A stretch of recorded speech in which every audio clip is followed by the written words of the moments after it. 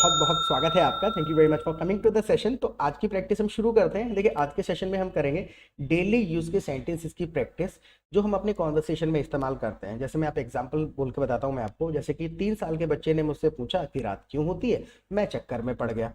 मैं चक्कर में पड़ गया, इस प्रकार के जो एक्सप्रेशंस होते हैं तो उनको एक्चुअल में ट्रांसलेट करना इम्पॉसिबल है। अगर हम ट्रांसलेट कर भी लेंगे तो टेक्निकली हो सकता है सेंटेंस करेक्ट हो, लेकिन मीनिंग बदल जाता है। तो हम मैक्सिमम करते क्या है, अपने जो इडियोमेटिक सेंटेंसेस हैं हिंदी के, उनको ट्रांसलेट करके बोलने की कोशिश करते हैं, इसलिए हम अटक जाते हैं। That's why we get stuck. तो नेचुरली इंग्लिश को कैसे बोलना है, फ्लुएंटली कैसे बोलना है, प्रैक्टिस कैसे करनी है, that all we gonna discuss in this session today. So I will be sharing my screen with you. Screen में आपके साथ में शेयर कर देता हूँ। प्रैक्टिस करने का बेस्ट तरीका बस यही है कि whatever you see on the screen in English, you repeat every sentence after me loudly. हर सेंटेंस को जोर से बोल के प्रैक्टिस करिएगा, जिससे कि फॉर्मेशन ऑफ द सेंटेंसेस आपको याद हो जाएगा, वर्ड ऑर्डर याद हो जाएगा। ऑलराइट। तो बच्चे ने पूछा रात क्यों होती है। बच्चे ने पूछा रात क्यों होती है। एक बात को कम से कम 20 तरीके से कहा जा सकता है, तो ऑल्टरनेट भी हम देखते हुए चलेंगे इन सेंटेंसेस को और कितने तरीके से स्ट्रक्चर किया जा सकता है। ओके। तो the child asked why does the night fall. Basic तरीका, द चाइल्ड आस्क्ड, बच्चे ने पूछा why does the night fall. एक तरीका ये हो गया। मॉडरेट इंग्लिश की अगर हम बात करें तो इसको दूसरे तरीके से कहा जा सकता है, the child asked why the night falls. Why the night falls, does हटा दिया इसमें। The child asked why the night falls. ये मॉडरेट इंग्लिश है, ग्रामेटिकली सेंटेंस बिल्कुल करेक्ट है। तो एक सेंटेंस से समझने की कोशिश नहीं करनी है। आप रिपीटेडली जब इस प्रकार के स्ट्रक्चर सुनेंगे, पूरा सेशन देखिएगा, लॉजिक समझ में आ जाएगा। रिपीटेडली सुनेंगे तो यूज टू हो जाएंगे और इजीली इनके बेसिस पे सेंटेंसेस आप बनाने भी लगेंगे। Look at the next sentence. मैं चक्कर में पड़ गया। बच्चे ने पूछा, the child asked why the night falls. मैं चक्कर में पड़ गया। समस्या कहाँ आ जाती है, अब मैं इसकी ट्रांसलेशन अगर करने बैठूंगा तो मुश्किल है। सिचुएशन को समझिए कि हम कहना क्या चाहते हैं। अवस्था क्या थी मेरी, मेरी अवस्था ये थी, I was stunned for a while. Stunned मतलब मैं स्तब्ध रह गया, I was stunned for a while. दूसरे तरीके से और नेचुरली बोले तो the child asked me why the night falls, I had no answer. I had no answer, message तो वही रहा कि I was stunned, I was speechless.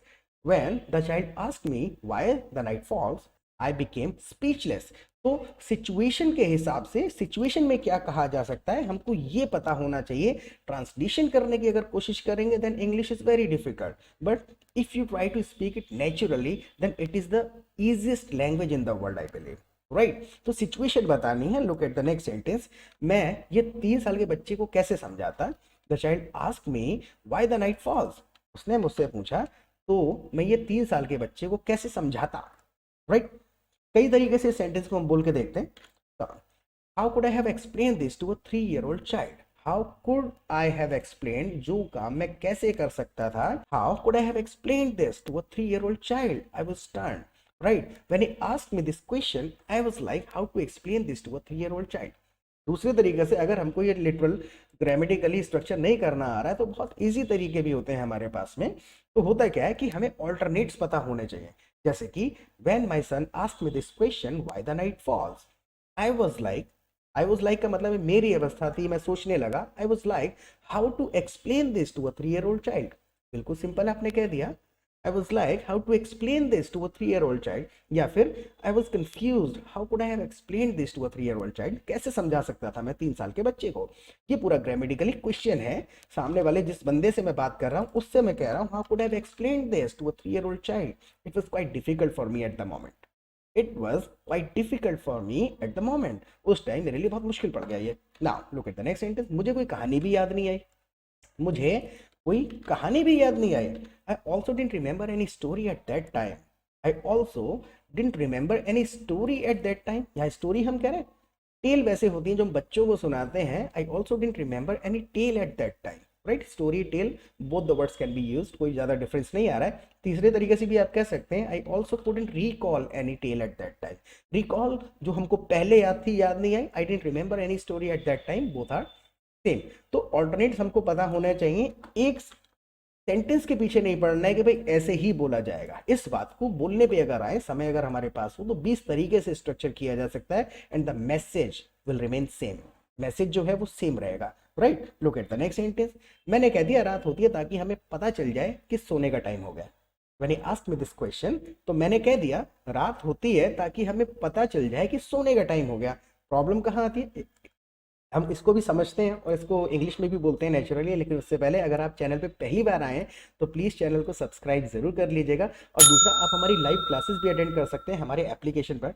Live classes के दो फायदे होंगे। सबसे पहले तो हम आपको अपने कम्युनिटी में, अपने ग्रुप में ऐड कर लेंगे, जहाँ पर आप दूसरे पार्टिसिपेंट्स के साथ प्रैक्टिस कर सकते हैं, चैटिंग कर सकते हैं, फ़ोन पे बात कर सकते हैं, ग्रुप में कॉन्वर्सेशन चलते रहते हैं, उसमें पार्टिसिपेट कर सकते हैं।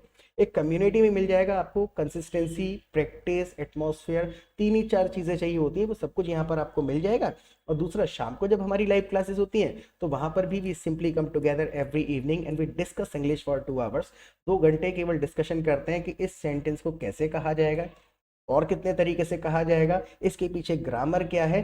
तो इस प्रकार के सेशन में जब आप 1.5-2 घंटा रोजाना बिताएंगे, 150-200 सेंटेंसेस रोजाना सुनेंगे, ग्रामेटिकल रूल्स को रिपीटेडली समझेंगे, कंसेप्ट्स को और ज़्यादा रिपीटेडली सुनते रहेंगे, तो डीपली समझ में आ जाएंगी ये चीज़ें, and you will start speaking English fluently, fast and confidently the way you want to speak.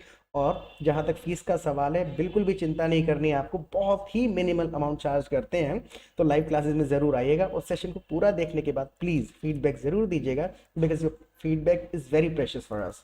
हमारे लिए बहुत इंपॉर्टेंट है आपका फीडबैक, क्योंकि आप ही के लिए हम वीडियोस बनाते हैं, तो हमें पता चलता रहना चाहिए कि आपको इनसे थोड़ी बहुत हेल्प मिल रही है या नहीं मिल रही। ऑलराइट, तो don't be lazy at writing. थोड़ा सा और सेशन बाकी है, डोंट गेट बोर्ड, छोड़ के मत जाइएगा, पूरा सेशन देखिएगा और फीडबैक दीजिएगा। तो let's get back to it now. मैंने कह दिया रात होती है ताकि हमें पता चल जाए कि सोने का टाइम हो गया। आई सेड, या फिर आई टोल्ड हिम, मैंने उससे कहा, I said night falls so we know it's time to sleep. बिल्कुल simple, I said night falls, रात होती है, so we know it's time to sleep, ताकि हमें पता चले कि सोने का टाइम हो गया है। Now look at the next sentence. अगर आपसे यही सवाल किसी बच्चे ने पूछा होता तो आप क्या जवाब देते? इसको हम इंग्लिश में भी बोलेंगे, लेकिन ये क्वेश्चन भी है आपके लिए। अगर आपसे किसी बच्चे ने पूछा होता तो आप कैसे जवाब देते इंग्लिश में? आप कमेंट सेक्शन में लिखिएगा, राइट। सो अगर आपसे ये सवाल किसी बच्चे ने पूछा होता तो आप क्या जवाब देते, राइट। इसको हम इंग्लिश में पहले लिख देते हैं, फिर आप पाउज लेके आंसर जरूर लिखिएगा कि आपका क्या आंसर होता वहां पर। So if a child had asked you the same question, if a child had asked you the same question, what would be your answer? आपका आंसर क्या होता? दूसरे तरीके से अगर इसको कहे, if a child had asked you the same question, how would you respond? आप कैसे जवाब देते? How would you respond, right. तीसरे तरीके से, if you were asked the same question, if you were asked the same question, how would you respond? और भी कई तरीके से घुमा फिरा करके इसी बात को हम कह सकते हैं। सो टेक अ पाउज, आप पाउज लीजिए और प्लीज कमेंट सेक्शन में बताइए, अगर आपसे बच्चा पूछता why the night falls, how would you respond, what would be your answer? आपका आंसर क्या होता? इंग्लिश में लिखने की कोशिश करिएगा। Now look at the next sentence. महंगाई कितनी बढ़ गई है ना। अब इस प्रकार की बातें करते हैं हम अपने घर में, महंगाई कितनी बढ़ गई है ना। अब इसमें अपनी हामी के साथ हम जो क्वेश्चन डालते हैं, तो उस क्वेश्चन को बिल्कुल नॉर्मली कहा जाता है और isn't it, wasn't it, hasn't it साथ में लगा दिया जाता है। 2-3 एग्जांपल देखते हैं। महंगाई कितनी बढ़ गई है ना। The inflation has gone so high, बिल्कुल नॉर्मल हमने बताया है पहले। The inflation has gone so high, hasn't it. जहां हमने हैज का इस्तेमाल किया है वहां हैजंट कह दिया है। जैसे कि आज बहुत गर्मी है, it's very hot, isn't it. It इससे स्टार्ट किया, आज बहुत गर्मी है ना। अगर हमको ये पूछना है, it is very hot, isn't it, right. जैसे कि सब्जी बहुत महंगी हो गई है ना। हम ऐसा पूछते हैं, the vegetables are very expensive, aren't they? The vegetables are very expensive, aren't they? तो आर है तो आरंट दे। जैसे हमको कहना हो कि वो बच्चा बड़ा शैतान है ना। अपनी हामी के साथ जब हम क्वेश्चन करते हैं, that child is very naughty, isn't he?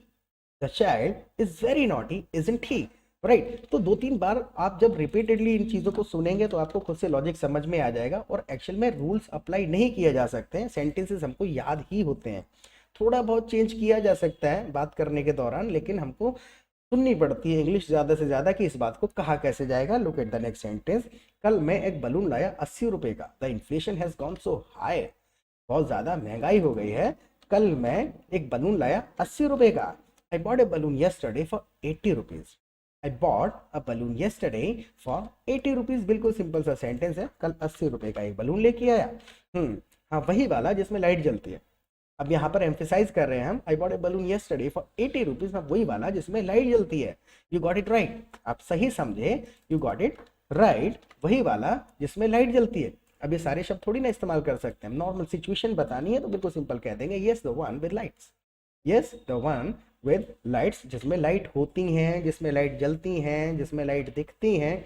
Connection बताना होता है, रिलेटेड शब्द को इस्तेमाल करना है, रिलेटेड वर्ड्स को इस्तेमाल करना है और सेंटेंस में सही जगह प्लेस कर देना है, right. Yes, the one with lights, that's why it was quite expensive, right. Look at the next sentence. उसकी हवा निकल गई, अब हमारे पास केवल लाइट्स बची हैं।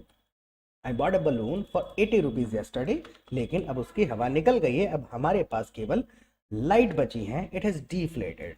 डिफ्लेट मतलब है हवा निकल जाना, इन्फ्लेट मतलब है कोई चीज़ फुलाना, और डिफ्लेट है हवा निकल जाना या निकाल देना। अगर हम इसको कैजुअली कहें और ज़्यादा नेचुरली कहें, जैसे मान के चलिए मैं कहूँ वो बच्चा बलून फुला रहा है, the child is inflating the balloon, ये नॉर्मल तरीका है। The child is inflating the balloon. दूसरे तरीके से the child is blowing up the balloon, the child is blowing up the balloon. तो ब्लो अप भी कह सकते हैं। इन्फ्लेट एक टेक्निकल वर्ड है कि फुला रहा है, right? So the balloon has deflated. Inflate का opposite है deflated, and now we are left with just lights. I bought a balloon yesterday for 80 rupees and it has deflated and we are left with just lights. अब हमारे पास केवल lights बची हैं. We are left with just lights now. Now look at the next sentence. आपने अधिकतम कितने रुपए तक का बलून खरीदा है? When you were child, जब आप बच्चे थे। उस महंगाई को हम अब यहाँ पता करने की कोशिश करते हैं। इसका आंसर भी आप जरूर लिखिएगा कमेंट सेक्शन में। जब आप बच्चे थे तो आपने अधिकतम कितने रुपए तक का बलून खरीदा था? अब 80 रुपये 100 रुपये का एक बलून आ रहा है, तो जब आप बच्चे थे आपने अधिकतम कितने रुपए तक का बलून खरीदा है? इसमें लिमिट पूछ रहे हैं प्राइस की, राइट। एम्फेसाइज कैसे करेंगे इसके ऊपर? What is the highest price you ever paid? Ever लगाया हमने इसके अंदर। What is the highest price you ever paid? जब आप बच्चे थे, what is the highest price you ever paid for the balloon when you were a child?